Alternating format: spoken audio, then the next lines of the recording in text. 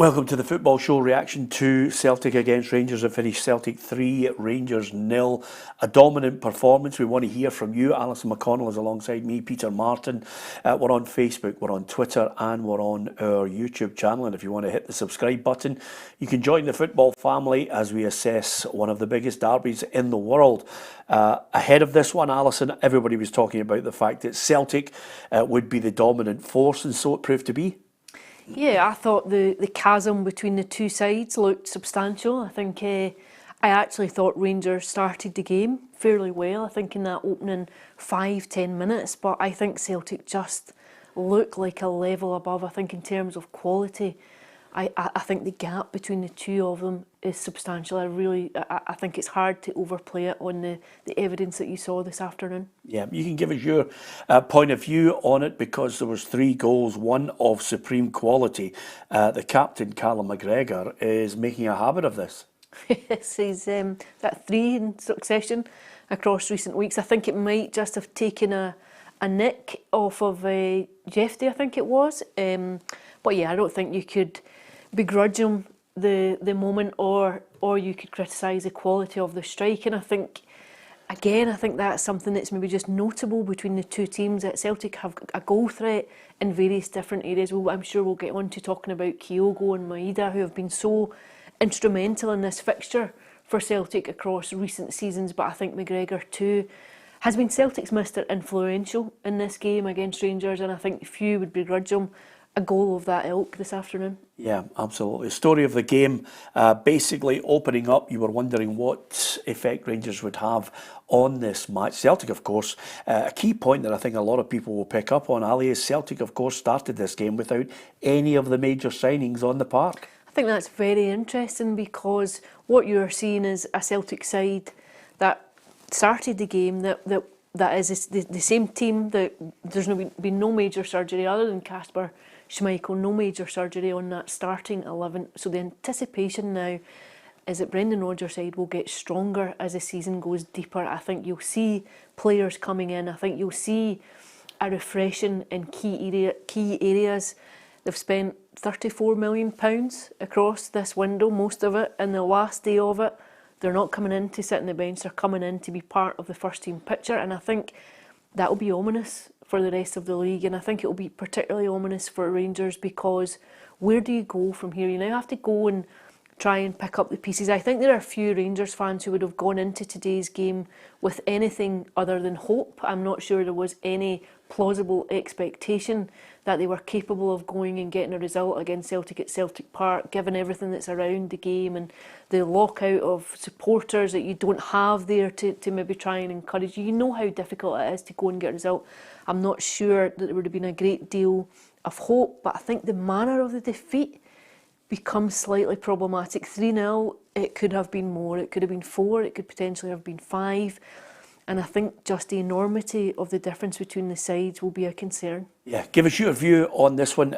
John, who's watching on Facebook, says Celtic miles apart from the rest. I don't think you get too many arguing with that. What about your assessment of the overall game? Are Rangers fans out there, are you filled with fear after the first Old Firm defeat of the season for Brendan Rodgers? It's total dominance, 1 defeat in 19 in the fixture. The one thing I would say on this one, I mean, you've listened to various pundits down through the days leading up to this match, and I think some people really don't have a grasp of what Scottish football is all about. I think Graham Souness mentioned the fact that quite simply there wasn't a huge gap. Well, there is a huge gap. You can see it on and off the park. Celtic quite simply are miles ahead of Rangers financially off the park and on the park as well. You know, I think Barry Ferguson was once quoted as saying, you know, at times you had to believe that you were not beaten in the tunnel when you were taking on Celtic, and there are certainly no players of Barry Ferguson's ilk in that Rangers team, and there is an ominous feeling about Celtic when they start to go through the gears. You know, Maeda scores the first, they had a goal chalked off. Kyogo scores the second, and then the icing on the cake with Callum McGregor. Give us your overall view on it. I think the first real proper save from Kasper Schmeichel was about 77 minutes into the game, which tells its own story. Yeah, and he had a fantastic save just at the death too from Ross McCausland when he spread himself just to deny Rangers even getting what would have been a consolation at that point. I think maybe that is a game in microcosm. I think for Rangers, that even when there were moments of encouragement, that they can't capitalise on it, that when there are small times in the game when you think something could turn it, obviously that McCausland effort coming at the death, it's unlikely to be anything other than a statistical footnote. However, I think when there were moments, that even in the early stages, and I think Dessers would probably have been offside, Matondo too, but they can't seem to grasp them, and I think that's a difference in quality between the two teams. Yeah, absolutely. Paul Brady, afternoon, Peter and Ali.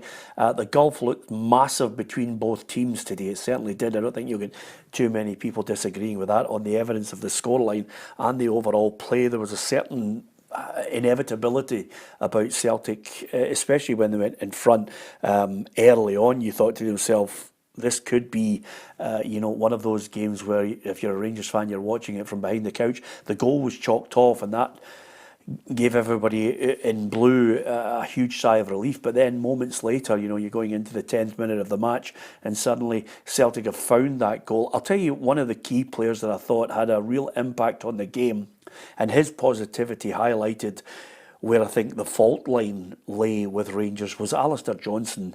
Time and time again was able to get in behind them and cross the ball. The first one for the Maeda goal, moments after that, he had a similar situation and a similar, chance for Maeda, which in the end was blocked. It could have been a similar goal, and they just time and time again were able to rip through Rangers' back line. And as if to highlight it all, the old problems were still there. Tavernier unable to sense that Maeda is actually running him off him, despite proper slipping. Yeah, I think that opening goal is just a catalogue of errors. You see, Johnson gets down, the ball comes across, proper slips, and then Tavernier sleeping. Is Maeda just on his toes, nicks in, and punishes you in the most severe sense. But that cannot be new to Rangers. The pace of Maeda, his ability to sneak in and get in behind, we have seen it in recurring games. It's not new. I think that will be something that Philippe Clement will be tearing his hair out about, because you know what's going to happen. You can sense it. They just don't seem to have an answer when it comes to being able to prevent it. Yeah, Chris Boyd actually at half-time, he mentioned the fact, he said Rangers are trying to get to Celtic's level, but the gulf is huge at the moment. That was on Sky Sports, his overall assessment of it. I don't think you'd argue too much with that. Ross on our YouTube feed says, two poor teams, not a decent defender between them in Europe. The Celtic defence will get smashed into pieces, and Jack Butland in goals is a shadow of the player he has been. Well, what's your view on that? I mean, that's the great dilemma for so many these days, is when you watch domestic football, and this one is the absolute blue-ribboned event for everyone. It's Celtic against Rangers. Domestically, it's our best offer as far as the spectacle is concerned. Two teams going head-to-head. If you're second in this match, then you're usually second going into the overall title chase. And if you're second, you're nowhere in Glasgow and nowhere in the title run-in. So give us your thoughts on it. Do you think Rangers can bounce back from this? Can they learn from it? We'd love to hear from you. Lots of people giving us their thoughts on it from near and far. We've got so many people who watch us domestically and across the globe just giving us their thoughts on the game. Celtic were different class, amazing goals by McGregor and Kyogo. Rangers centre of defence, so slow, says Kenny out there in LA. Graham Caldwell says, Peter, I'm a neutral, haven't watched a Derby game in over 5 years. They're not competitive anymore. Rangers would be writing off this season and focusing on bringing youth through. And we've been having that big debate in our offices, Ali, whether Rangers fans will allow Philippe Clement and that Rangers board to suddenly change the mindset and have a long-term view. Yeah, I think the theory of that is all well and good. The reality of it is a little bit different. I think being 5 points behind of Celtic at this stage in the season, and I think coming off that kind of performance and result, today.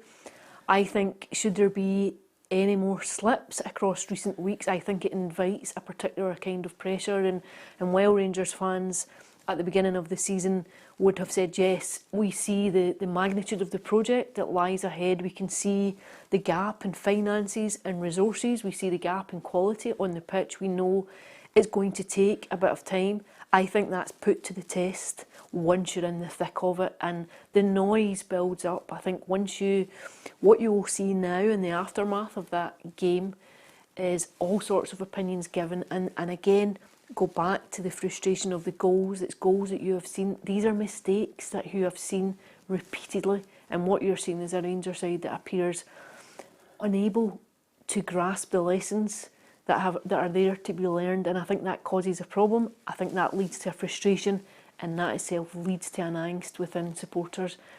Before you know it, I think you start to have an agitation for change again. So I think while you can speak of the theory, the reality, I think, is always different once you're in it. Yeah, well, if I'm perfectly honest with you, I'm looking at the overall situation here, and I think, Graham Souness may well have thought there's not a huge gulf, but when he was a manager, the first thing he did when he came into Ibrox was quite simply do what many great managers do, is quite simply shore it up at the back, get a good goalkeeper, get two really good centre halves, and a strong midfield. The spine of your team has to be right. I don't think the spine of Rangers' team is anything to fear at the moment. They've got a couple of players who've started really well this season. Barron's come in, he's a young boy. He has got to learn his trade and be certainly better than most of them that are still there. That can't dominate. They just cannot dominate a Celtic midfield that's quick in passing, breaks out quickly, hits the counter-attack, and then once they get into that final third, they're lethal. What did you make of the goals? Give us your thoughts on it. Thanks to so many people giving us their thoughts on our YouTube, Twitter and our Facebook feed on this.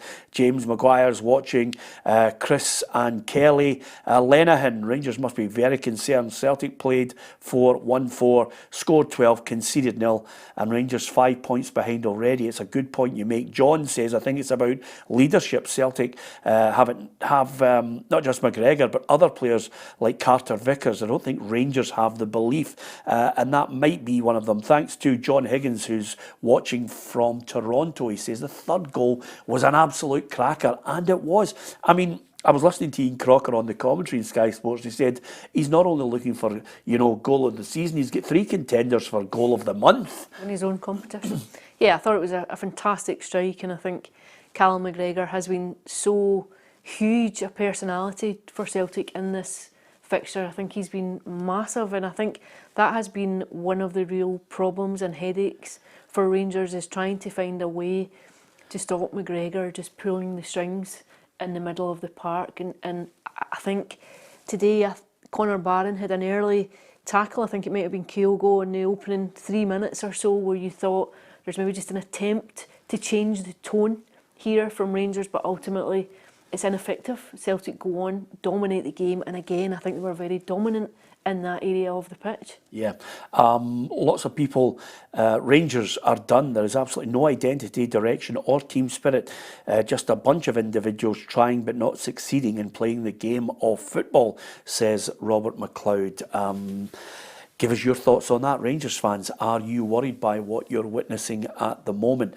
Certainly, if listening to so many Rangers fans, I was out last night at a charity event, and the Rangers fans I was talking to, Ali, had highlighted the fact that if Celtic score early, that's when there's problems, especially at Celtic Park. I'm going to talk about the crowd in a moment as well, Ali, but Daniel has said, although Celtic do have a better squad, it's the attitude that is far superior. Never giving up, always pressing.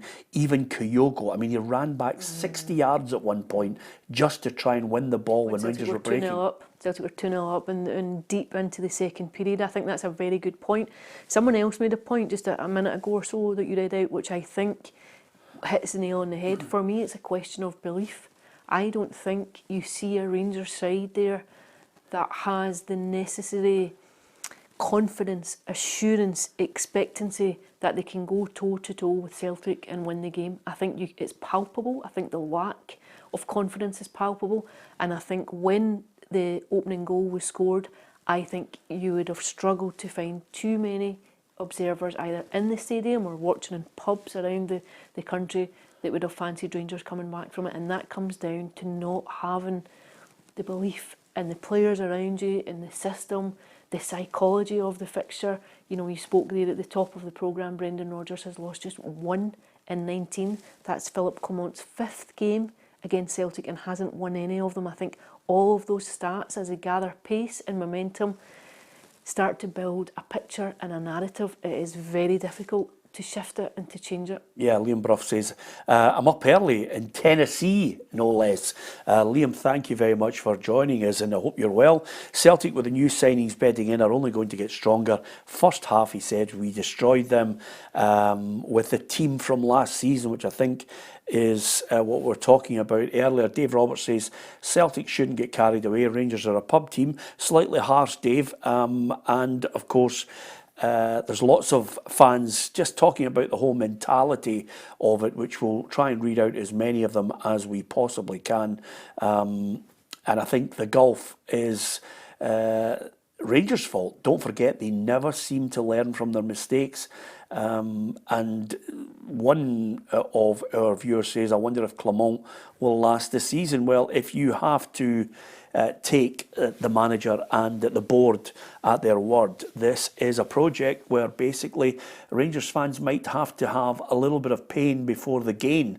They're certainly going to have to sit in, reassess this and work out how they can close that gap. I think a number of people also talking about the fact that if Rangers can't lay a glove on Celtic, then maybe other teams are going to have to step up. And a lot of people wondering if Aberdeen are the real deal in this one and whether they're going to be much, much stronger than they were last season. And we've got here Paul, who regularly watches the programme, and he says last Sunday Peter Lawwell was getting verbally abused at the Smeetsa Stadium. Today Celtic smashed Rangers and it looks as if they could go up another couple of gears. It's an incredible week in football. I mean, that is the case, because suddenly you can paper over any cracks or any criticism if you're a winning team, Ali. I don't think there's any doubt about that. I also think Friday was significant too. I think Celtic getting the deals that they did over the window just pours a bit of oil on troubled waters in that sense. We're all aware of what the summer was, the agitation for players to come in, to spend some of the money that was there. I think generally the support are happy with the business that was done. I think the manager seems happy with the business they've done. I think Celtic have spent £34 million, which you would have to point out to is probably what they have brought in. It's probably less than what they brought in from the sale of players. It still fits very much into the model of the club, the business sense of the club. But I think it's kept everyone happy. It has everyone on side. I think there will be very few dissenting voices around Celtic just now, and that's an interesting caveat to what has gone on across recent months. Even if you go back to a year's time and some of the elements that were still giving voice, and maybe a few concerns about Brendan Rodgers going back, and it didn't all seem entirely fluent. I think those moments seem like a distant memory. I think what you're seeing just now is a very cohesive Celtic. I think you're seeing fans who are generally fairly happy with what the window has brought in. There may be criticisms about the timing of deals and all the rest of it, and maybe about the structure of that side of the club, but by and large I think any criticism is by the wayside this afternoon. Hi to Colin, Angie, Mark, as well as Lee Richmond and Jerry Black, Mark Bell. Lots of people watching on our Facebook feed and on our Twitter feed. And if you are on YouTube, thank you very much to each and every one of you for joining us on our live football show programme. The reaction to Celtic 3, Rangers 0. Give us your thoughts on it. 3 goals where I think a lot of questions are going to be asked on Rangers' backline and the manner of the goals that were conceded.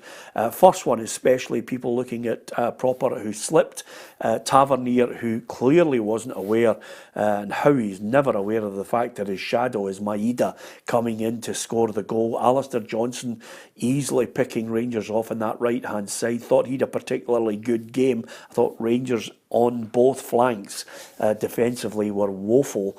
And again, when you look at the second goal, I think there's a big question. What do you think about it? A big question on the positioning of Jack Butland, because a lot of people are looking, and if you see some of the pictures, he's so far over to his right.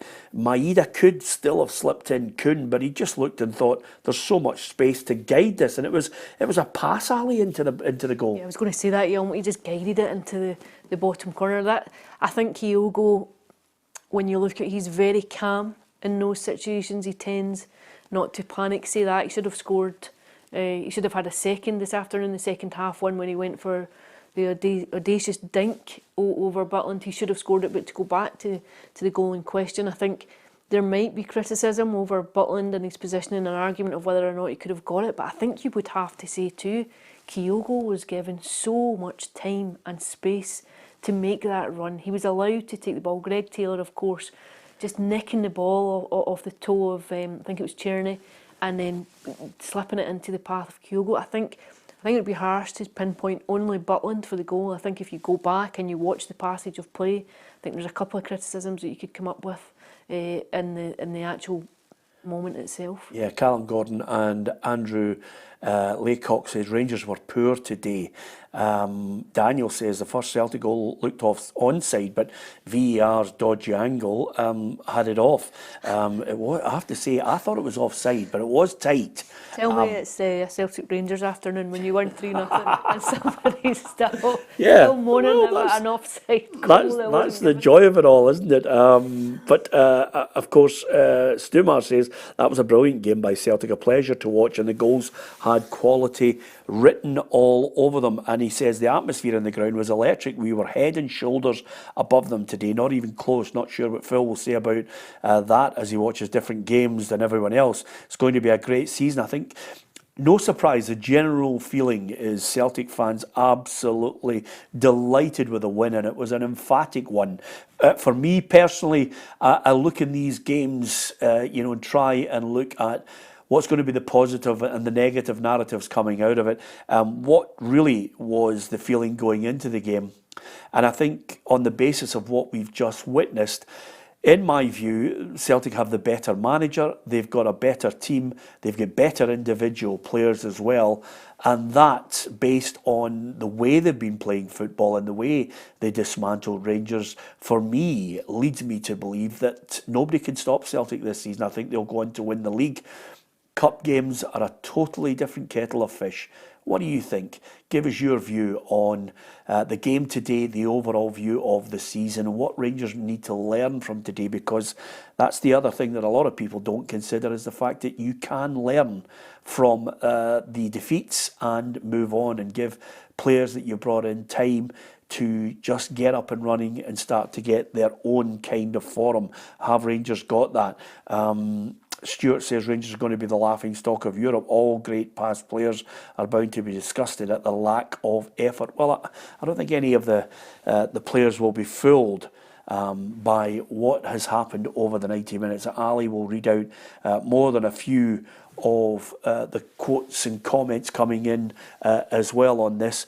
But I think another point that we have to make as far as Old Firm games are concerned, it was hard to believe it, Ali, but James Forrest walked on for his 500th appearance. A man who I think, like many, that he's underappreciated, but he walked onto the park, and you cannot believe that he could be, at the end of this season, one of the most decorated players in Celtic's history. Yeah, and I think very underappreciated too. He's been at Celtic since he was a kid. I think he was 9 when he went to 8 or 9 when he went to Celtic, been ball boy all the way up. I think he has been a fantastic player for Celtic. I think I'm not sure he's ever really had the credit that he deserves. I think towards the end of last season, I think there was a bit of love for him from the Celtic fans because he came into the team just at the latter stages of the campaign, and he was hugely instrumental, I think, to just the way that Celtic clicked into gear and comfortably went on and won the title after a point in time where it had looked a bit more neck and neck. I think he's a fantastic player. I've got loads of time for him. I think he offers Celtic a creative outlet. I think he can give you something in terms of providing a goal, assisting a goal. I think he was hard done by not to be more involved by Steve Clarke out at the Euros over the summer, just because of that creativity that he brings in. But I think for any player, 500 appearances for one club is to be applauded. Yeah, and by the time it got to 3-0, I think Brendan Rodgers at that point realised that it was time to maybe throw a few people on for their debut.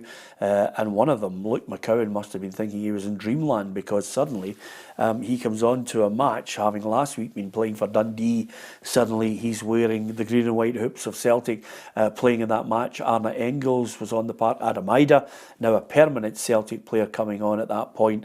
And Celtic just looked as if they had strong options again from the bench. Paulo Bernardo was in the middle of the park as a starter this time, which was a little bit rare on the evidence of last season. But could he come to the fore and step in when the space has been left by Matt O'Reilly? Give us your viewpoint on that, the overall game, the thoughts of Rangers, the performance, what disappointed you about it all. This is what Callum McGregor, the Celtic captain, had to make of that match. When you're feeling good, the game just opens up for you. It's another good strike, and I'm just buzzing it went in. Obviously, this one is important when you've got an international break, where if you win, everyone goes away feeling good. If you don't win the match, it's a long 2 weeks. And I think from his point of view, you've got to talk about the goal, because as ever, 20, 25 yards out, a lot of people said maybe Callum McGregor, like Scott Brown before him, should have been scoring more goals from the middle of the park. But when you look at the evidence of him, he's retired from international football. This season, he's just suddenly stepped up and thought, I'm going to have a go, and 1, 2, 3 cracking goals. Yeah, absolutely. I think it's a fantastic goal. I think maybe he's playing a wee bit further forward than what he would have been last term too. But I think he's very capable of coming up with big goals. He has for Celtic in previous seasons too. I just wonder if it's been a very specific element of his game that he's chosen to try and work on this season, just getting into that position around the edge of the box. What I would say is, it was very, very clear in the seconds leading up to that goal what he was shaping to do. You could see the way he moved his body, the quick look up, you knew it was coming. Took a wee nick. I thought it did take a nick. I thought it took a bit of a deflection and went in. But that's why it's so important that you take those shots, though, because that can happen. And I think if you're an attacking team, a team that's always going out and being on the front foot, I think you need your midfielders to contribute goals. Yeah, Graham Caldwell says it's not out of the question for Celtic to go unbeaten this season. Do you think that could happen? Could it be another one of the Invincibles runs for Brendan Rodgers? It must be a concern for Rangers, says JG. Rangers' body language and lack of effort when a pass was misplaced should be a concern for the Rangers fans. Didn't look up for the fight at all. Not acceptable for any game, never mind an Old Firm derby. Thanks to Niall, who always contributes to our feed. We really appreciate Niall's support as well. The way it's looking, says Niall, Celtic are so far ahead of Rangers. I think it's a battle for second with Rangers and Aberdeen. And Kenny says Dons have lots of options up front, and our wide players will cause problems to both Old Firm fullbacks. Kenny, I sense, as an Aberdeen fan, a growing confidence in you, certainly. Ali, I thought it was great watching the Dons fans yesterday in a 98th minute winner, because you'd have thought they'd won the Cup Winners' Cup. They invaded the pitch. They were going absolutely crazy. The implications for everybody right now are they the real deal? Can they suddenly take a few scalps along the way and make this interesting? Because, as Marion has just said on YouTube, Celtic totally dominated. Yeah, I thought Celtic were very dominant. I think there was a sense towards that first half, just the last 5-10 minutes of the first half, where you could feel the panic within Rangers. I think every time Celtic were going forward, they looked as though they could score at will. You could just sense the fear almost at that point. They really needed the interval to come to try and just regroup and steady themselves. In terms of Aberdeen, I think you'd have to applaud the start. I think it sets a tone. I think it can be hugely important as a manager to come in to get those wins. We can look at it, you can look at the quality of opposition that they've faced, when they've faced teams coming off of European football, and you can draw a conclusion from that. However, what you can't take away is the fact that they have put 5 points now between themselves and Rangers. at the top end of the table, significantly now ahead of Hearts too. All of that bodes well. Now we know when they go into October they're going to have a very testing month. They've got a run of fixtures that will put the performances in the opening part of the season to the test. However, what you can't quantify is just the level of belief and confidence that these past few weeks bring. Whether or not they're capable of, as a few people have said, finishing second and ahead of Rangers, I would doubt over the course of the campaign. I'm not sure that I could see it. I don't think they have the depth to do so. I think Rangers will comfortably finish second, but we remain to wait and see how that plays out. Yeah, absolutely. Give us your view on it. And again, when you look at the numbers for this one, it's a crazy set of stats. Celtic 53% of the possession in the game, which you would expect. They're at home. And total shots 14, shots on target 4, big chances 5, big chances missed 4 from Celtic, accurate passing from Celtic 85%. So overall, when you look at it, they dominated the game. The one thing that I think is missing in this game, and I know a number of people will probably look and say, why are you bringing it up? But it becomes evident when you have games where you're looking for a foot soldier, and the foot soldier for any team has to be the fans. And I think if you have fans there, suddenly your team reacts to the pressures of it. They demand more. If you've got 7,000 Rangers fans there watching that, they demand more from their team. They try and lift them. They try and stimulate them. They try and stimulate individuals. That is lost in this fixture. It will be lost in the fixture that's coming up, whether it's at Hampden or whether it's at Ibrox. It is a huge loss to this match.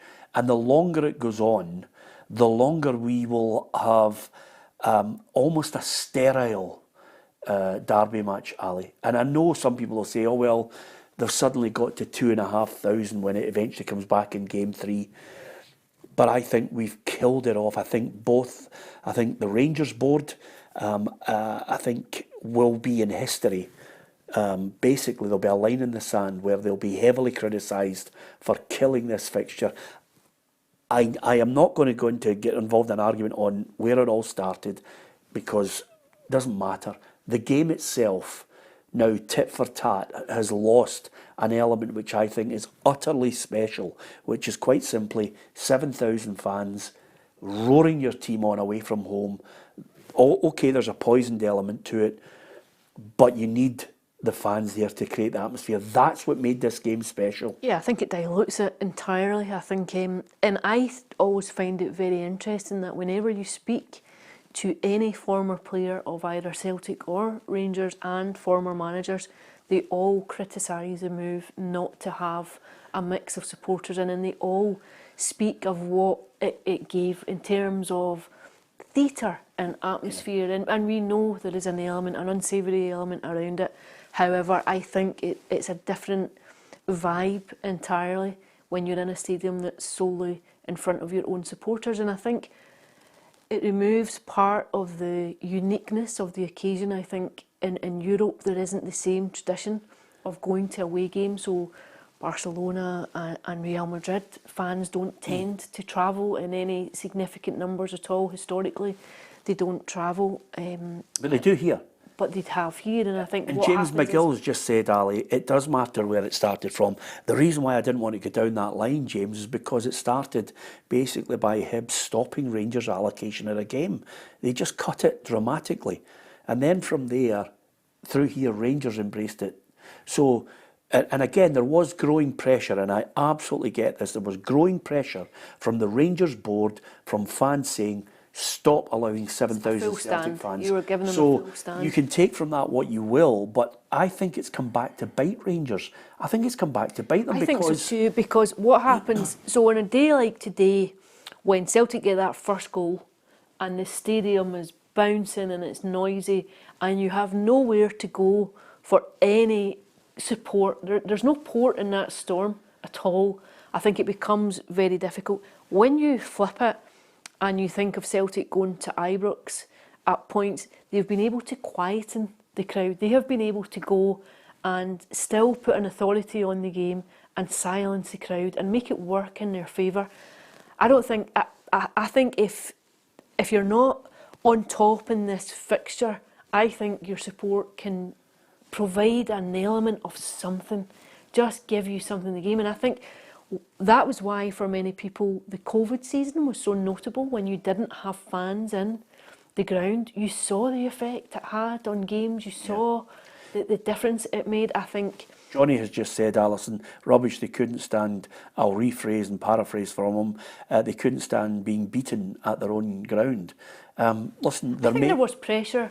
There may be an element of that. There was pressure from the Rangers support to say, you know, you're giving over that whole stand, you're giving over that whole section to the Celtic fans, and then they're coming, they were the better team again, like very dominant in the fixture and coming in and enjoying celebrations in their own ground, which is always going to rub fans' noses in it. You can see why there was maybe a question mark to say, well, why are we giving over so many tickets in numbers? I think it's a bit of deflection almost. I think really where you want to be going is not turning and saying, let's not invite so many away supporters in, but rather to turn that internally and saying, let's provide a team, let's build a team that's capable of shutting them up almost. Let's build a team that's capable of being competitive. Yeah, absolutely. What do you make of it all? Give us your view on the game today, your overview on what implications it has for the rest of the season. It's a 2-week break coming up. The international football will return. So Rangers fans out there and the Rangers team and the manager will be able to lick their wins and go away and reassess where they're at and try and build.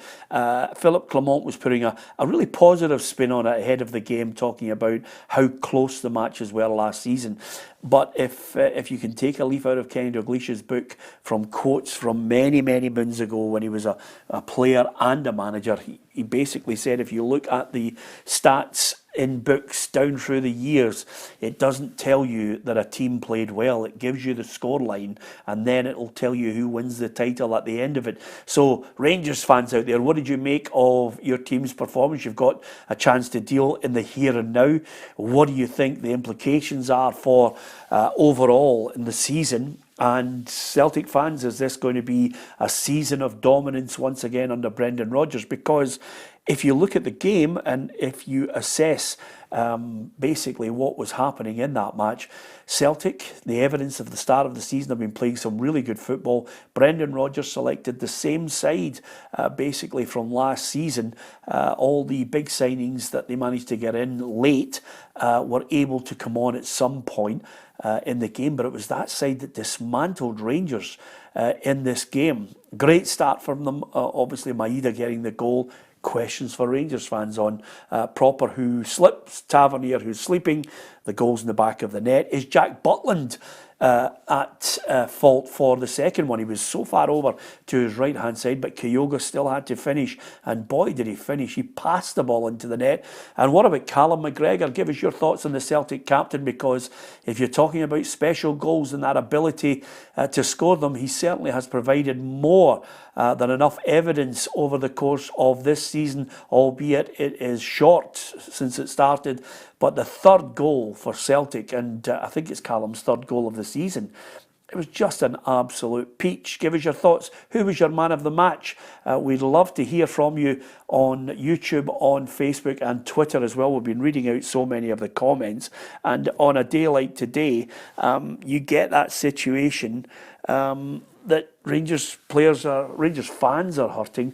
Rangers players need to go away and reassess and again work out that mentality of how you change, how you bridge that gap. I was gobsmacked by Graham Souness's comments in midweek that there wasn't a huge gap. Again, it just, sometimes I think you've got to take a step back if you're watching Scottish football regularly and distance yourself from flag waving to a real insight into what's happening. Yeah, I think he would have grounds to reassess this afternoon. I thought there was a very clear chasm between the two sides. I think you see the difference in quality between the teams, and I think you see it all over the park. I don't think it comes down to one or two players. I think if you look and compare both starting 11s, I think you would toil to see and to make a case for anyone who would get into Celtic's first team from the Rangers side.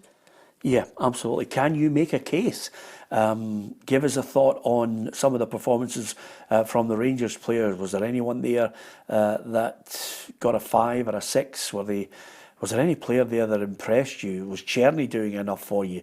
Was he their most dangerous player? Who was Celtic's most dangerous player? Who was the star man in this one? Rangers fans, give us your thoughts on that. Try and keep it decent when you are putting across your point. Rangers would have been better by going after British players. And of course, the other point here, which some people have been talking about, is the Rangers board needs to change, says Jason. It's amazing how dramatic it can all get after. That's what we were talking about. That's exactly the reaction that we discussed at the top end of the programme when you say everyone appreciates it. This might not be a title-winning season, and there is a huge body of work required on this Rangers team, and do they have the time and the patience for it? These are all fantastic theories, but when you find yourself in the reality of it, that's the kind of reaction that you're going to get when you're so far off the pace of your rivals. And I think it becomes very unrealistic to think that you can be mute to that noise. I think at some point it just starts to build, and the pressure starts to build, and it invites a kind of layered pressure on the manager, on the team, on the board, on the club as a whole. Yeah, absolutely. Try and answer as many of your points as we possibly can on this. Give us your viewpoint on the game itself. When the board started borrowing money, then paying it back, when Aribo got sold, whatever happened to the UEFA Cup money, says Jason Christie. A lot of people asking questions of how they're managed, how the board has spent the money. It's a very high wage bill. There was a very high wage bill. In fact, Rangers' wage bill was slightly higher than Celtic's up until very recently. And of course, that's been one of the great challenges for Philip Clement, is to come in, get that wage bill down, get players off the books, big earners such as Connor Goldson, and get them out and free up some money to bring in players who are not anywhere near those salary levels, but who can come in and still increase the quality within the team. And that's a huge ask. It's a massive ask to be able to do that. And it becomes harder to do it now when you're almost on the back foot. So you're on the back foot from the earliest moments of this season. Yeah, Peter says, why don't the Rangers team have a Japanese player? Their work rate and they're cheap. Listen, I think you're always going to get a situation where people start to question the recruitment policy if you're not winning, especially if you're not winning the big games. And I think, when you look at the overall performance of the team today, did they believe that they could go into Celtic Park and win that match? That's the first question. Was there a belief about them? I always look at any team playing in these big games and think, is there enough quality in the side? Is there enough steel? Is there enough leadership on that park that can suddenly inspire a Rangers or a Celtic to victory in these games? Because you need a certain mentality, and Celtic have players that have been over the course before. They know how to handle it. They've won titles, and over and above that, when you win those titles, you can quite simply inflict a lot of damage because you've got the confidence, you have that belief. Give us your thoughts on that as well. Who was the standout for you? We've heard from the Celtic captain, Callum McGregor, overall on what they produced today and how good the feeling was for him as a player, scoring that amazing third goal that really put the seal on an amazing day for Celtic. 5 points clear already of their great rivals Rangers, and that has set down a marker. And of course, out of that confidence, there's a break, there's a chance for Brendan Rodgers to assess and quickly integrate the new signings into the style of play. Boy, it's going to be easier when you've got a winning team. Absolutely. I think it's always easier when you've got a winning team because everyone's happy. You don't have the same microscopic intensity that comes when you're not winning games or when the perception is that things aren't good enough. I think you have a bit of leeway. Of course, some of those players will go out on international duty, but the likes of McGregor now has a break. You know, he's just started the season particularly well. He is a player who has repeatedly hit the 55, 60 game mark across recent seasons, doing that season after season. He'll benefit hugely now from a bit of downtime, a bit of lighter training, which will be to Celtic's benefit again. But what you see now for Celtic is the pressure is off. They've been able to bring in players at the end of the window. They have started the season particularly well. They've not just won games, but they've won games with a certain kind of style and assurance. You would think now that they will also get stronger when they integrate the players that have arrived. It's been a very positive Champions League campaign to look forward to across the coming weeks. There will be a scrutiny on what they can do in Europe, but I think on the initial evidence of the opening games of this season, you would struggle to make a case for any domestic team laying the glove on Celtic. They are so far in front of everyone. It's almost ridiculous. Liam has said Bernardo looked very good today. Man of the match was Maeda. On the flip side of that, Graham says if you want a competitive challenge, then Rangers need major investment. They need a takeover and somebody to plunge money into them in order to sign better quality players. And I think there was another great point from Kenny here, who says Rangers recruitment is a joke. Lewis Ferguson was on their doorstep. McKenna was a free. I mean, these are all good points that are made on this one because, quite simply, there are players there that maybe Rangers could have been looking to. But that's what I call, at times, I mean, it's a valid point, but sometimes you don't want to get caught up in the erratic behaviour that can happen after, you know, a defeat in a big derby match. Always poses so many questions and always brings about what I call some, you know, knee-jerk reaction to all of this. If I was assessing the 1 to 11 for Rangers, I mean, Butland, I thought he was at fault for the second goal. Tavernier, I think, was exposed again in the big match. Chefty on the other side, Alistair Johnson, just at will was able to get him in there and break them down. And then Suter, slow, the proper at fault for the first goal, slips at a key moment, had a good opportunity with a header across the Celtic goal. But, you know, again, he's going to take a bit of time. Middle of the park, I like Connor Barron. I think Connor Barron is a young boy who will get better. Tom Lawrence, I don't think is going to be a long-term viewpoint for them. You've got to give Igamame a bit of time to come into that side and maybe offer something. Raskin's back from injury. He must have a long run if he's going to contribute. I like Shefchi. I think he's got something to offer. Dessers, he just wasn't at the races today. He just wasn't there. I think what jumps out at you about this Rangers team is a frailty and a fragility, and I think that is as much mental as it is in terms of the physicality of them. I think they seem like a very weak side. So when you start, I think they started the game well. I think you saw in the opening 5 to 10 minutes there was a desire to be aggressive, to take the game to Celtic. But the minute that it starts to turn, there just seems to be no resolution to that. There doesn't seem to be an answer to it. When Celtic go and that goal, the initial goal was given offside, you could feel the impetus and the expectation rise within the stadium. It seemed to be an inevitability that it would come. And Rangers struggle to have any kind of answer to that. They struggle to keep it at bay. And I think the final minutes of the first half, I thought there was a point where you think this might be anything, this could be anything, because Celtic felt ruthless. It was almost as if there was a period where they scented blood and Rangers just didn't know how to cope with it. I think the interval came and they were able to rally a little bit. But I think what is very apparent is a fragility within the team. I think it's a team that lacks any leadership at all.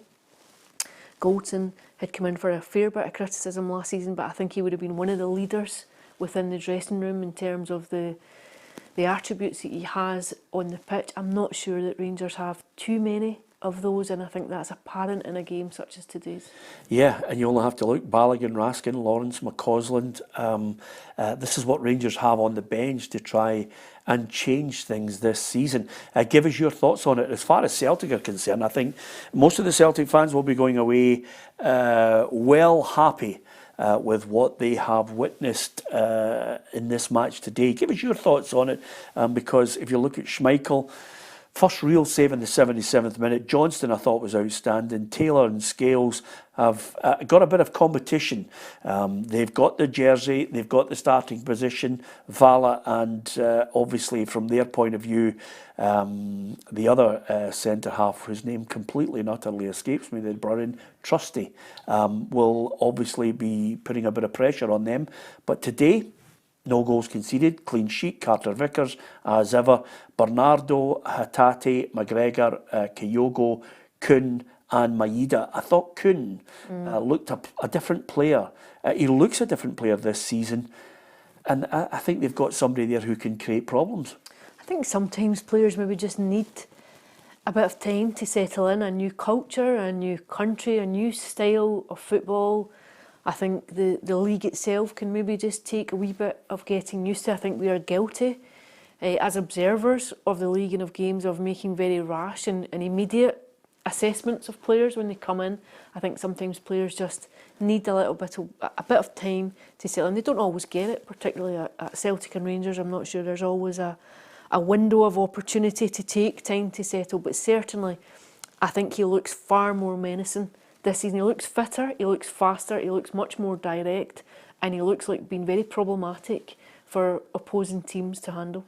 Got a comment here. Celtic never got out of third gear today. Major improvement needed from the team across the city. Aberdeen are our biggest challenge this year so far. That's an interesting comment coming out. And over and above that, Jason says, when Rangers can't afford Shanklin, something needs to be said. All my comments have all got something to them. It's sack the board.